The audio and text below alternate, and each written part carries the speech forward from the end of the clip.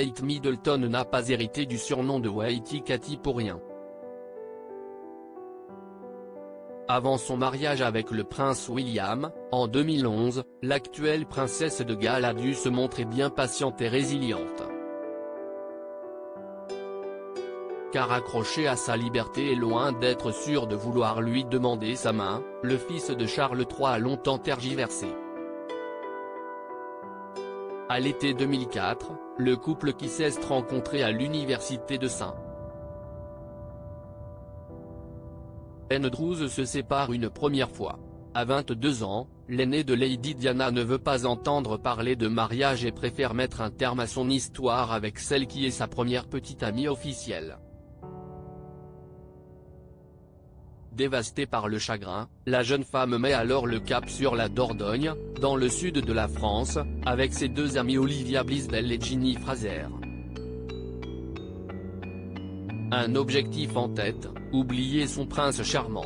Elle s'est saoulée au vin blanc et a vraiment baissé sa garde, s'était ainsi souvenue l'une de ses amies dans les colonnes de Vanity Fair en 2010, évoquant une soirée alcoolisée passée à ressasser l'histoire de Kate et William.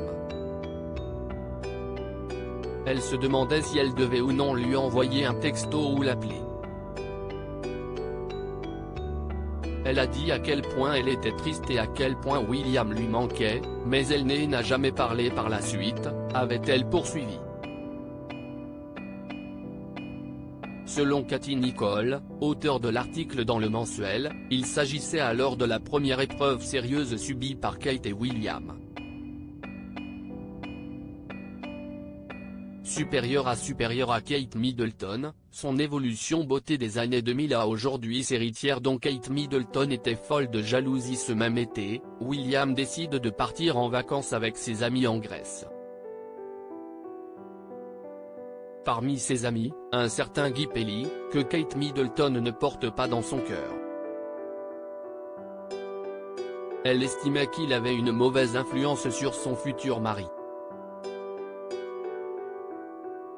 Dans Vanity Fair, il était notamment révélé qu'à l'adolescence, Guy Pelly achetait des magazines pour adultes à William. Plus tard, leurs soirées arrosées à Highgrove ont aussi beaucoup fait parler. La jeune femme était aussi très agacée par les rumeurs d'infidélité qui entouraient son couple avec William. Pour Katie Nicholl, la proximité du frère de Harry avec les héritières Anna Sloan et Isabella Anstruther-Calthorpe avait aussi particulièrement contrarié Kate Middleton. Mais cette première rupture fut de courte durée. En novembre 2004, Kate et William étaient de retour à St.